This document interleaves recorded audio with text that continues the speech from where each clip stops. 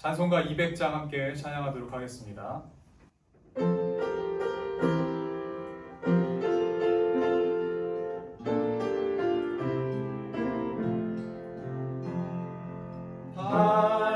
달고묘한 그 말씀, 생명의 말씀을, 귀한 그 말씀 진실로, 생명의 말씀이 나의 길과 미를 밝히 보여주니, 아름답고 귀한 말씀 생명샘이로다.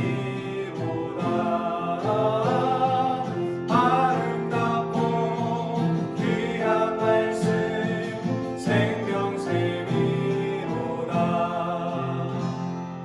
귀한 주님의 말씀은 내 노래되도다. 모든 사람을 살리는 생명의 말씀은 값도 없이 받아 생명길을 가니, 아름답고 귀한 말씀 생명샘이로다. 아름답고 귀한 말씀 생명샘이로다. 널리 울리어 퍼지는 생명의 말씀은 마음의 용서와 평안을 골고루 주다니, 강한 예수 말씀 듣고 복을 받네. 아름답고 귀한 말씀 생명샘이로다. 아름답고 귀한 말씀 생명샘이로다. 아멘.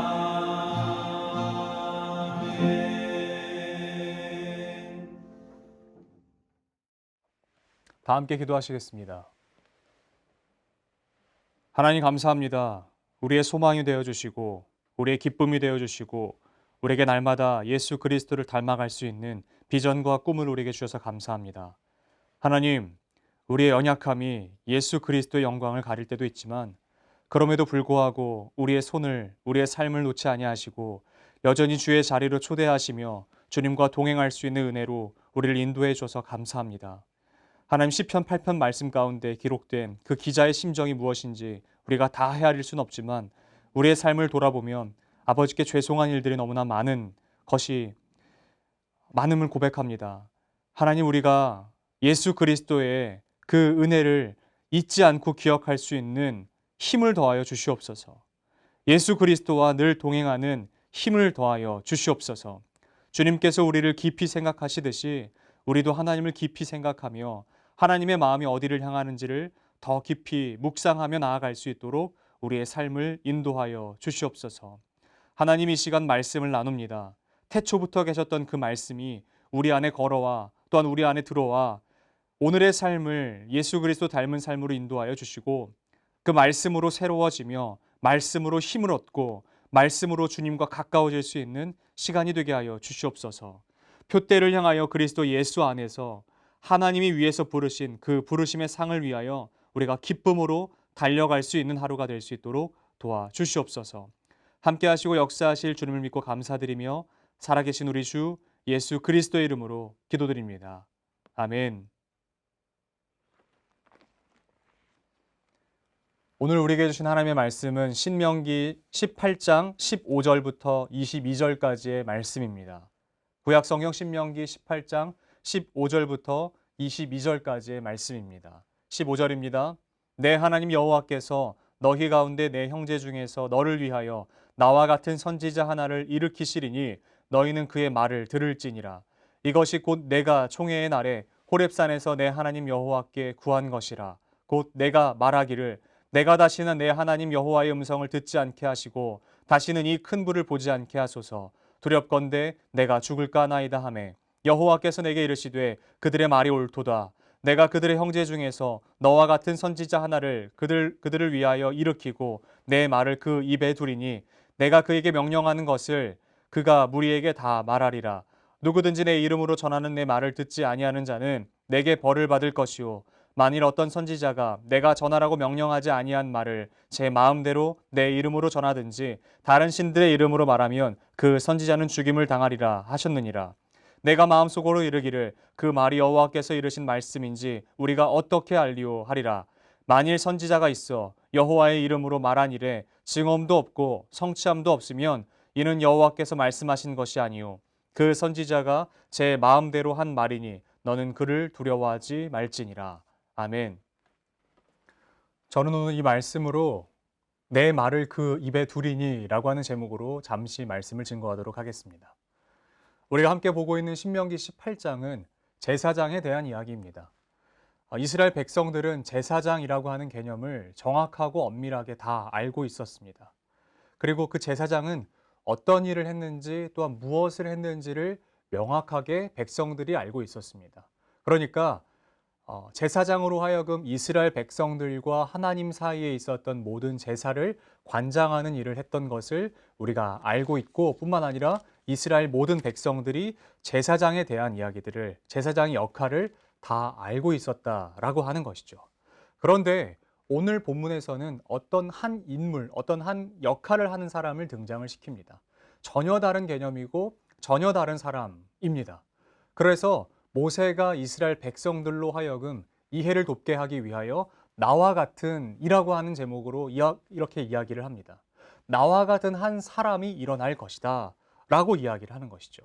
그 사람은 무엇이냐면 그리고 그 사람이 하는 일이 무엇이냐면 선지자이고 하나님께서 그에게 맡기신 마치 모세에게 하나님께서 맡기셨던 것처럼 그 일을 맡기시고 그리고 또한 그것으로 하여금 이스라엘 백성들에게 이야기하는 역할을 하겠다라고 하는 것이죠. 모세가 했던 일이 과연 무엇입니까? 모세가 하나님으로부터 받았던 일이 무엇이고 그가 했던 일이 무엇인데 그와 같은 한 사람이 그와 같은 어떤 사람들이 일어날 것이다 라고 이야기하나요? 모세가 했던 일은 아주 명확합니다. 그가 했던 일은 하나님으로부터 말씀을 받아 이스라엘 백성들에게 증거하는 일을 했습니다. 하나님으로부터 말씀을 받아 이스라엘 백성들을 인도하는 일을 했습니다. 그러니까 모세가 했던 일은 그의 이야기, 그의 말을 하는 것이 아니라 하나님으로부터 말씀을 받아서 그 말씀을 하나님의 백성인 이스라엘에게 증거하는 일을 했다라고 하는 것이죠. 선지자가 하는 일이요 이와 같다라고 하는 것입니다. 선지자가 해야 하는 일이 이와 같다라고 이야기를 합니다. 여러분, 우리야 하나님을 야훼 혹은 여호와라고 부릅니다. 그리고 뿐만 아니라 하나님의 이름을 우리가 마음대로 부를 수 있지 않습니까? 그러나 이 당시에 이스라엘 백성들에게는 하나님의 이름에 대해서 경외감을 넘어서는 두려움이 있었던 것 같습니다. 하나님의 이름을 부르는 것조차도 두려워서 여호와, 야훼라고 부르지 않고 엘로힘이라고 하는 단어로 대체해서 부릅니다. 그러니까 하나님의 이름이 무엇인지 정확하게 이스라엘 백성들조차도 알 수 없고 그들이 갖고 있는 이 글자들, 그것들에 대해서 어떠한 일이 어떻게 정확하게 알 수 있는지를 아직도 명확하게 알 수 없습니다. 한 예로 무슨 일이 있냐면요. 성경을 필사하는 한 그룹, 한 집단, 어떤 사람들이요. 이렇게 했다고 해요. 그러니까 앞에 있는 모든 내용을 쓰다가 갑자기 멈춰서요. 왜냐하면 여호와 혹은 하나님의 이름이 등장하기 때문에 그래요. 그래서 그 사람들은 어떻게 하냐면 여태까지 쓰고 있었던 붓을 꺾어버리고 그가 가서 몸을 씻고 돌아와서 이전과는 전혀 다른 새로운 붓을 꺼내서 하나님이라고 하는 단어를 씁니다. 그리고 나서 다시 그 붓을 꺾고 새로운 붓을 가지고 와서 다른 일들을 쓴다는 것이죠. 여호와, 야훼, 하나님의 이름에 대한 경외감이 있었던 것 같습니다. 뿐만 아니라 하나님으로부터 음성을 듣는다고 하는 것에 대해서도요, 두려움이 있었던 것 같아요. 하나님의 음성을 직접 듣는다? 이것은 곧 심판 혹은 멸망과 동일시역이었던 것 같습니다. 여러분, 우리에게 얼마나 큰 은혜가 있는지 우리 다시 한번 깨달아야 돼요. 왜냐하면 여러분, 구약 성경의 그 어떠한 인물도 하나님을 이렇게 부른 사람이 없다는 거예요. 구약 성경의 어떤 아브라함, 모세, 하나님께서 내 마음에 합한 자다 여겨졌던 그 다윗, 모든 선지자들조차도 하나님을 아버지라고 하는 이름으로 부른 사람이 아무도 없습니다. 오직 이 시대를 살아가는 우리에게 허락된 이름이라고 하는 것이죠. 그래서 하나님께 이렇게 간청을 합니다. 하나님, 우리가 하나님의 이름을 듣는 것이 두렵습니다. 하나님의 음성을 듣는 것이 두렵습니다. 라고 합니다. 그래서 그렇게 이야기하시는 거예요. 하나님조차도 17절 말씀에 여호와께서 내게 이르시되 그들의 말이 옳도다. 모세야, 그래, 그들의 말이 옳아. 내 음성을 그들이 직접 듣는 것은 그들에게 있어서 두려움이 되는 것뿐만 아니라 그들에게 심판으로 여겨지는 것이 옳다라고 하는 것이죠. 그래서요, 하나님께서 이렇게 말씀하십니다. 모세에게도 그렇고 이스라엘에게도 이렇게 말씀하시는 것이에요. 너와 같은 선지자 하나를 그들을 위하여 세우리라. 이렇게 하나님이 말씀하시는 거예요. 그러니까 자세하게 살펴보면요, 선지자를 세우심, 선지자를 일으키심은요, 그 누구를 위함도 아니라고 이야기합니다. 하나님을 위해서 선지자를 세우는 것이 아니라고 말씀하시는 것입니다. 하나님을 위해서 선지자를 세우는 것이 아니라 오히려 그와 반대로 이스라엘을 위하여 선지자를 세워주신다라고 이야기하고 있어요. 이렇게 하나님이 말씀하십니다. 그러니까 선지자를 세워주시는 하나님의 그 목적과 뜻은 그들에게 불편한 말, 그들에게 듣기 어려운 말, 그것들을 함이 아니라 하나님의 말씀을 그들에게 증거하고요, 뿐만 아니라 그들의 두려움을 하나님께서 이해하신다라는 개념으로 선지자를 세워준다 라고 하는 것입니다.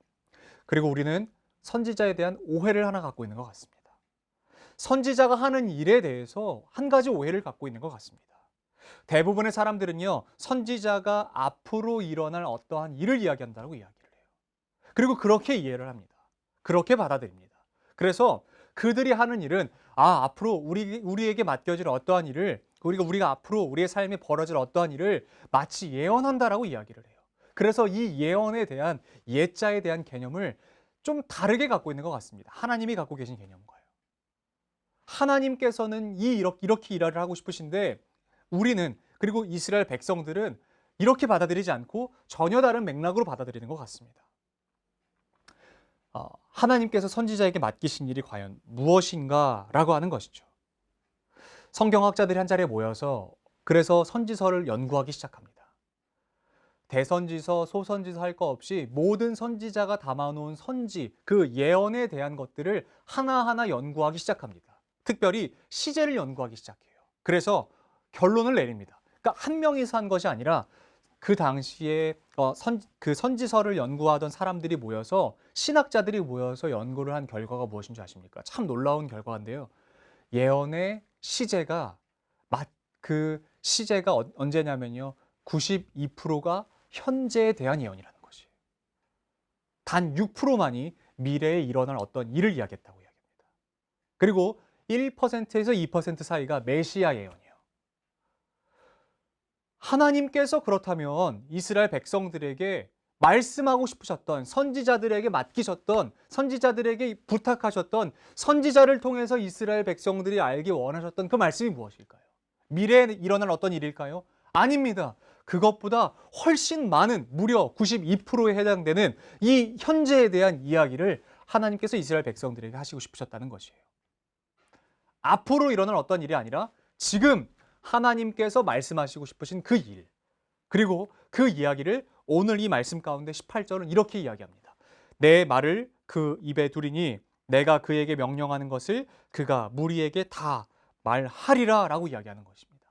그러니까 하나님의 말씀, 하나님의 지금의 심정, 하나님의 지금의 그 말씀을, 이스라엘 백성들에게 하시고 싶으신 지금의 그 말씀을 선지자에게 맡기신다는 것입니다. 그러니까 선지자가 하는 일은요, 미리 예자가 아닙니다. 미리 예자의 예언이 아닙니다. 은행에서 우리가 많이 알고 있는 맡길 예자입니다. 하나님께서 맡기신 그 일을 선지자가 백성들에게 나아가서 이야기하는 것입니다. 여러분, 제사장과 선지자는 하는 역할이 100% 다릅니다. 아예 다릅니다. 제사장은 백성들을 등지고 나와서 하나님께 예배, 제사를 드리는 사람이었습니다. 반대로 선지자는요, 하나님을 등지고 나와서 이스라엘 백성들에게 하나님의 말씀을 증거하던 사람들이었습니다.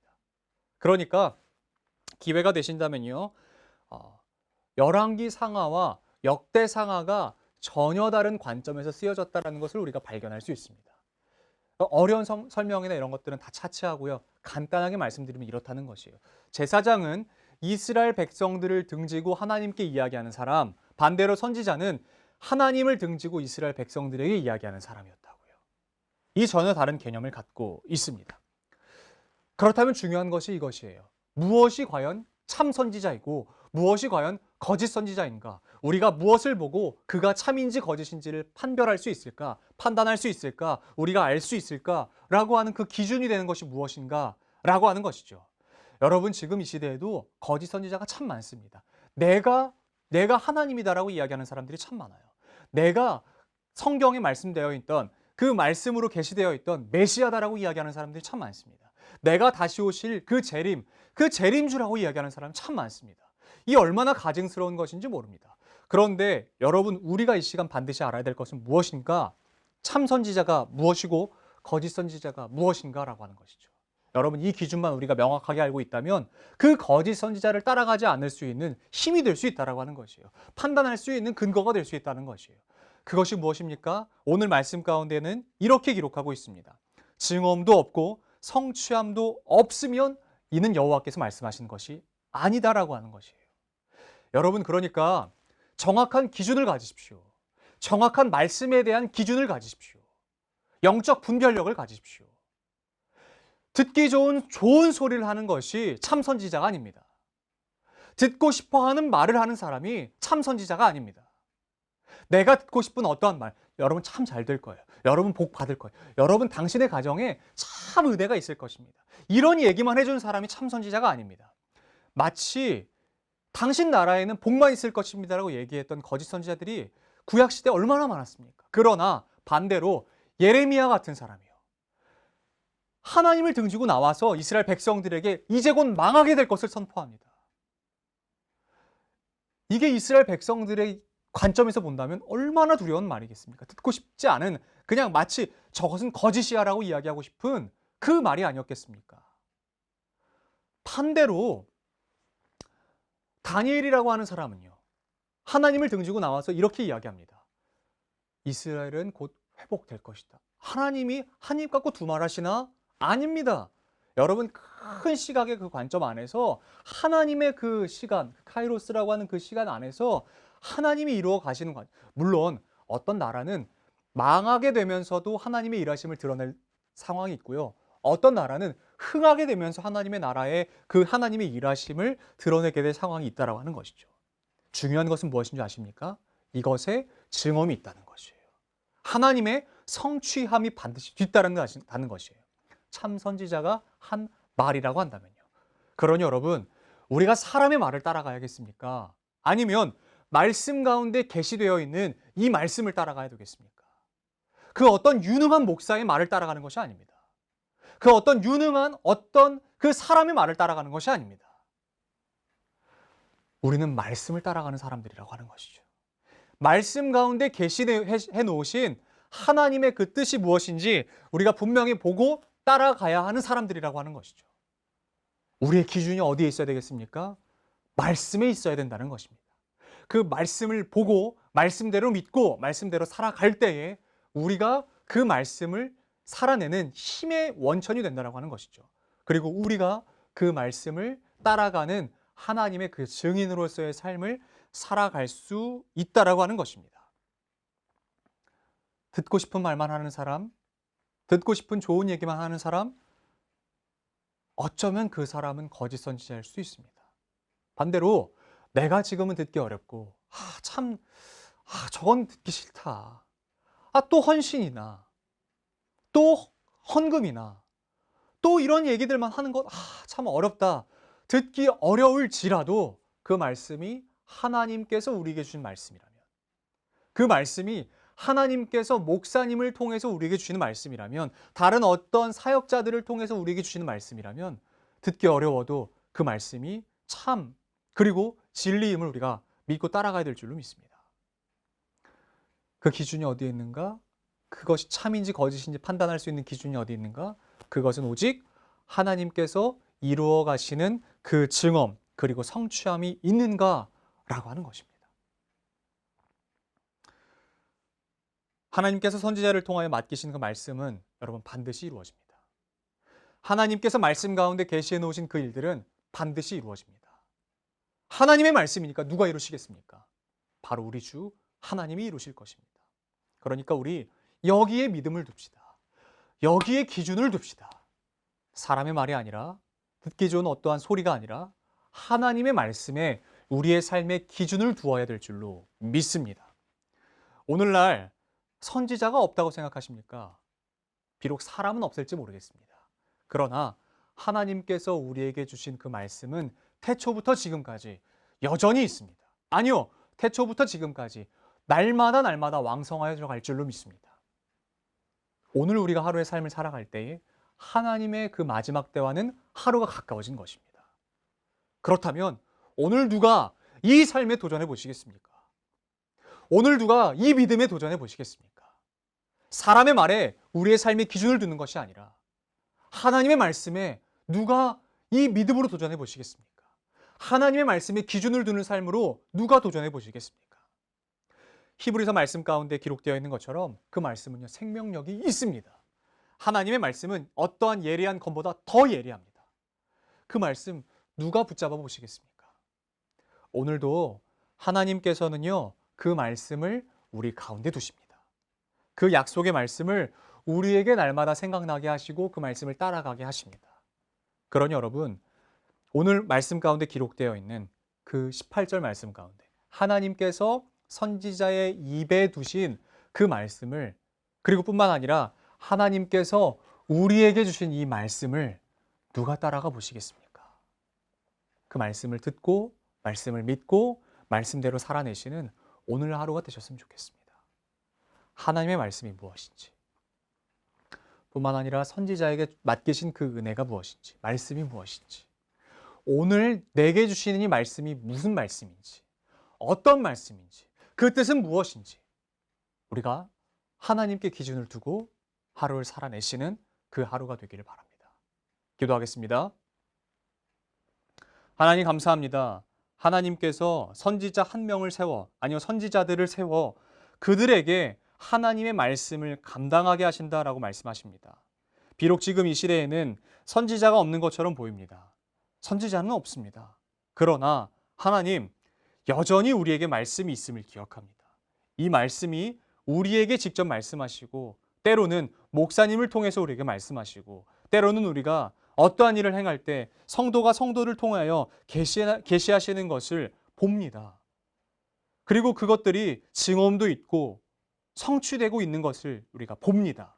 그러므로 하나님의 말씀은 여전히 운동력이 있고 생명력이 있고 우리 가운데 은혜를 베푸시는 그 살아계시는 말씀임을 우리가 기억합니다. 오늘 우리가 이 삶에 도전하고 싶습니다.